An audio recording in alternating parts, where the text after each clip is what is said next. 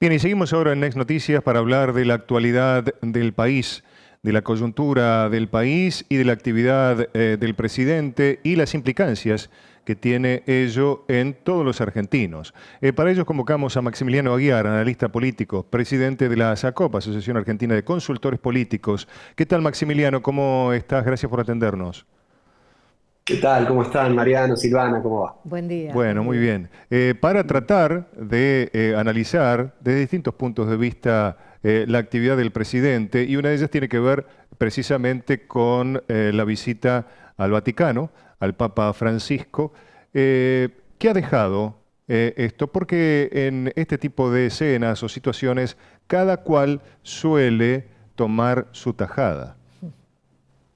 Sí, en principio ha sido relevante para la estrategia del gobierno de Milei la visita al Vaticano por varios motivos. Uno, porque se da en un contexto en el cual muestra cierto nivel de debilidad en la política local, pero al mismo tiempo necesita generar algún anclaje que vaya por fuera de los partidos políticos. Hay que tener presente que la mayoría de los argentinos profesa la religión católica y que el mismo presidente había tenido con el Papa expresiones realmente muy duras que requerían de algún nivel de diálogo entre ambos.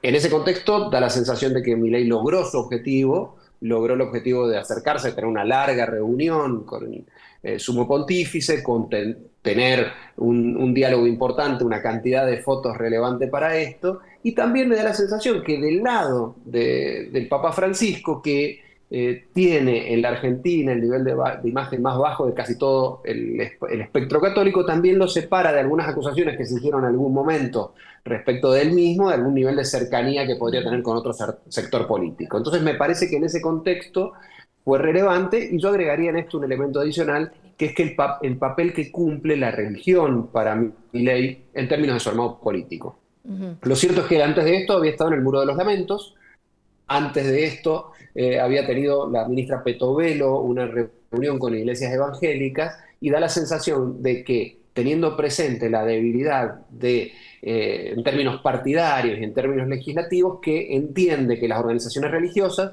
también pueden funcionarle como un espectro de solidificación de su poder político, y está emprendiéndola en varios sentidos. Hablamos de evangélicos, quienes expresan la religión judaica, y cristianos y católicos, en tres reuniones específicas en menos de 2 semanas, lo cual marca, como digo, una impronta distinta al de algunos otros Ujú. Por gobiernos. lo tanto, la imagen, infiero, tiene su importancia en este caso. Sin duda, sin duda. En términos de imagen por un lado y en términos de armado político por otro, porque hay que Ujú. recordar que en términos de ayuda social el gobierno de Milei, digamos, estaba sosteniendo que había que dejar de lado los intermediarios, pero lo cierto es que con sus conversaciones con Cáritas, con las iglesias evangélicas, etcétera, lo que Ujú. está haciendo es buscar otro esquema que tenga que ver con la contención social, que ya no esté anclada a potenciales punteros políticos o organizaciones sociales no religiosas, sino básicamente Mm. anclado en lo religioso, y da la sensación de que ese es el camino que él está siguiendo en términos de contención social, en un momento en que con una inflación tan alta, esta es más necesaria que nunca. Ujú. Mm. Y siguiendo con este tema de la imagen, y después, bueno, se te va a hacer preguntas, Maximiliano, con respecto a otro tema que tiene que ver con cómo está llevando las medidas el presidente Milei. ¿A vos te parece que la imagen del presidente se ha deteriorado, especialmente en ese electorado que lo votó no tan convencido, pero sí convencido de no votar a Massa, pero pensando o creyendo que las promesas de Milei con respecto a combatir la casta, sacarle los privilegios a los políticos, no ha sido cumplida, y que en cierto modo lo que él ha propuesto lo está pagando el pueblo? En principio, ahí planteas un punto que es muy importante, que es cuál es el nivel de apoyo inicial de Javier Milei. En muchas ocasiones he escuchado que el propio presidente habla del 56% que lo votó en segunda vuelta. Pero Ujú. eso incluye, como vos bien decís, un porcentaje importante que, cuando tuvo más opciones, votó a otras figuras políticas. ¿Bien? Sí. Entonces, ¿es el 56 o es el 30 o casi 30 que obtuvo cuando había una mayor cantidad de opciones políticas. Creo que ahí, obviamente en términos discursivos, el presidente tiene que hacer referencia al 56%, le conviene más. El tema es que no se crea que ese 56% lo va a apoyar en cualquier circunstancia, porque incluye un porcentaje importante que no lo votó ni en las primarias ni en la primera vuelta. En ese segmento ha sufrido un deterioro de imagen. Es lógico en términos también de los niveles de inflación que viene atravesando el país, que tenga un nivel de declinación de su imagen positiva, pero sin embargo, el presidente tiene hoy un mayor nivel de imagen positiva que cualquier otra figura política del país perteneciente a la oposición. Creo que esto es un valor para él, es importante para él, pero está sujeto a los vaivenes de una economía y una política que no sabemos qué depara en el futuro cercano. Respecto del quién paga la crisis, es cierto que en campaña le había planteado que la crisis la pagaba la política. Lo que pasa es que eso siempre fue inviable. Lo cierto es que, y siempre hago este ejercicio, que si todos los funcionarios públicos pasaran a cobrar cero, y el problema seguiría siendo básicamente el mismo, porque el problema va mucho más allá de la política pensada en términos de funcionarios públicos. Entonces, en ese contexto, era un problema que Milei evidentemente se iba a encontrar por el camino que eligió durante la campaña electoral y que requiere de más gestos simbólicos de ajuste de la política que de medidas que realmente van a influir bastante poco en la modificación de la situación actual. ¿Esto le genera un costo político hoy? Sí, sin dudas. De todas maneras, como digo, él todavía tiene un nivel, un colchón político que le permite, al menos por un tiempo, sortear estas dificultades. ¿Cuál será el momento más complejo de este asunto? Creo que el otoño.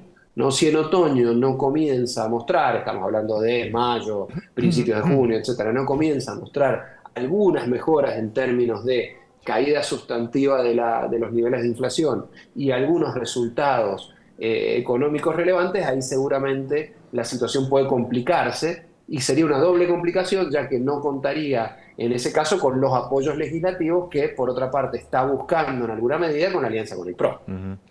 ¿Cómo ves, Maximiliano, por último, lo que ha dejado después de la ley el conflicto con los gobernadores? Bueno, subsidios al transporte, uno puede decir esto, pero sigue esta cuestión de unitarios y federales, que también, por supuesto, tiene que ver con otros temas, no solo con el transporte, pero allí está esto, ¿no?, puesto sobre la mesa.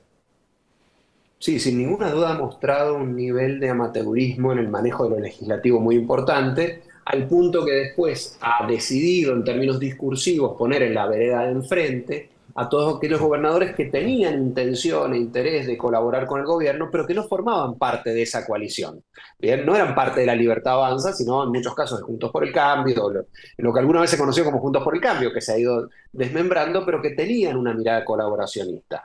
El revés sufrido por la ley Ómnibus llevó a Milei a llevar adelante una estrategia que es de ponerlos a todos del otro lado como si fuesen opositores puros y duros. Creo que esto es un problema, creo que un problema adicional tiene que ver con que caen los aportes al transporte, el fondo de incentivo docente y toda una serie de medidas que necesariamente generan una dificultad adicional en los gobernadores, que generan dificultades sociales muy relevantes y que al mismo tiempo, en términos políticos, aíslan a un gobierno y a un presidente que ha tenido más tiempo en giras internacionales que visitando las provincias. Creo que eso también es un llamado de atención respecto de la mirada que tiene el presidente respecto de la política y socializar, digamos, las dificultades o las problemáticas, dando de baja subsidios, dando de baja fondos especiales, etcétera, que no surgieron de un repollo, ni son necesariamente parte de la casta política, sino que tienen que ver con una justicia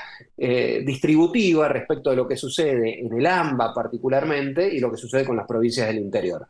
Creo que esto genera un malestar enorme y dificultades de gobernabilidad muy grandes para los gobernadores, pero que de no ser atendidas de manera adecuada puede generar un doble efecto. Primero, que vuelva en modo boomerang al gobierno nacional esta molestia, y segundo, que dificulte aún más la construcción de consensos que inicialmente tenía con los gobernadores, pero que se perdieron en las últimas semanas.